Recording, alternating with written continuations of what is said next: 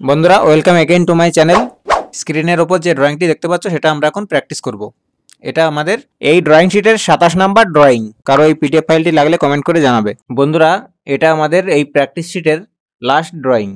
এখানে দেখো কোনো রকম কোনো ডাইমেনশন দেওয়া নেই। এই যে উপরে একটা এবং নিচে একটা দুটো ড্রয়িং রয়েছে, এর কোনো রকম ডাইমেনশন দেওয়া নেই। তার কারণ এটা হচ্ছে ফার্স্ট অ্যাঙ্গেল এবং থার্ড অ্যাঙ্গেল প্রজেকশনের সিম্বল। উপরে যেটা রয়েছে এটা থার্ড অ্যাঙ্গেল প্রজেকশনের সিম্বল এবং নিচে যেটা রয়েছে এটা ফার্স্ট অ্যাঙ্গেল প্রজেকশনের সিম্বল। এটা লেফট সাইডে যেটা রয়েছে একটা গ্লাস টাইপের শেপ, এটা দেখো এটা হচ্ছে ফ্রন্ট ভিউ আর রাইট সাইডে রয়েছে সাইড ভিউ। তো ফার্স্ট অ্যাঙ্গেল প্রজেকশনে সাইড ভিউ রাইট সাইডে থাকে এবং থার্ড অ্যাঙ্গেল প্রজেকশনে দেখো সাইড ভিউটা লেফট সাইডে চলে এসছে। তো এটা কেন হয় এবং ফার্স্ট অ্যাঙ্গেল আর থার্ড অ্যাঙ্গেলেই কেন প্রজেকশন করা হয় এই নিয়ে একটা ডিটেলস ভিডিও পরবর্তীতে আসতে চলেছে, তাই চ্যানেলটি সাবস্ক্রাইব করে বেল আইকন প্রেস করে রাখুন। ভিডিও লিঙ্ক ডেসক্রিপশন বক্সে পেয়ে যাবেন। চলো ড্রয়িং শুরু করি। প্রথমে লাইন নেব, লাইন যে কোনো পয়েন্ট থেকে একটা লাইন নিচ্ছি, ব্যাস। এবার এই লাইনটিকে উপরের নিচে 10 mm করে অফসেট করব। Offset distance 10, enter.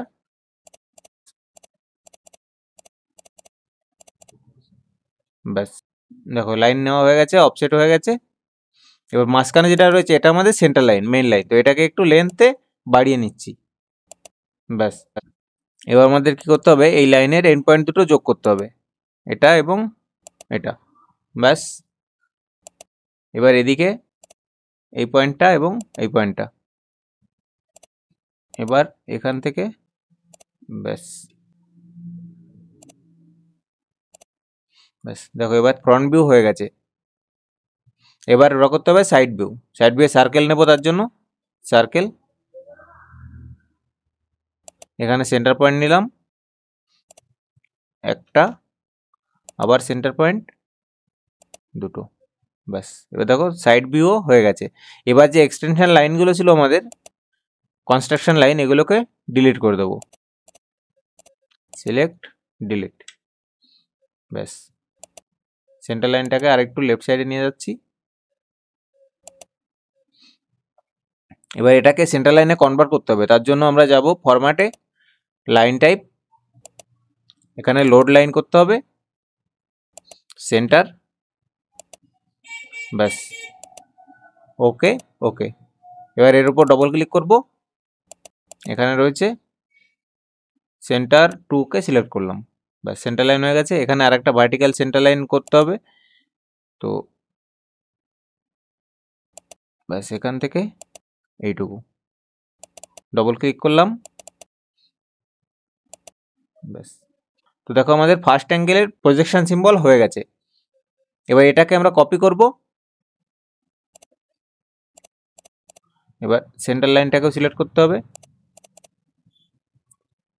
কপি এই পয়েন্ট থেকে, ব্যাস। এবার এই যে ভিউটা রয়েছে ফ্রন্ট ভিউ, এটাকে মুভ করব, মুভ করে, কারণ যেহেতু এটা রাইট সাইডে থাকবে তাই এদিকে নিয়ে আসছি একে, ব্যাস। এবার সাইড ভিউটাকে সিলেক্ট করলাম, করার পর কপি সেন্টার পয়েন্ট, এটাকে ব্যাস এখানে রেখে দিলাম। তো দেখো এটা আমাদের নিচে যেটা রয়েছে প্রথমে ড্র করলাম, এটা ফার্স্ট অ্যাঙ্গেল প্রজেকশনের সিম্বল, আর উপরে যেটা রয়েছে এটা থার্ড অ্যাঙ্গেল প্রজেকশনের সিম্বল। এটাকে আমরা ড্রয়িং এর মতোই একটা রেক্ট্যাঙ্গেলের মধ্যে নিয়ে নেব, ব্যাস।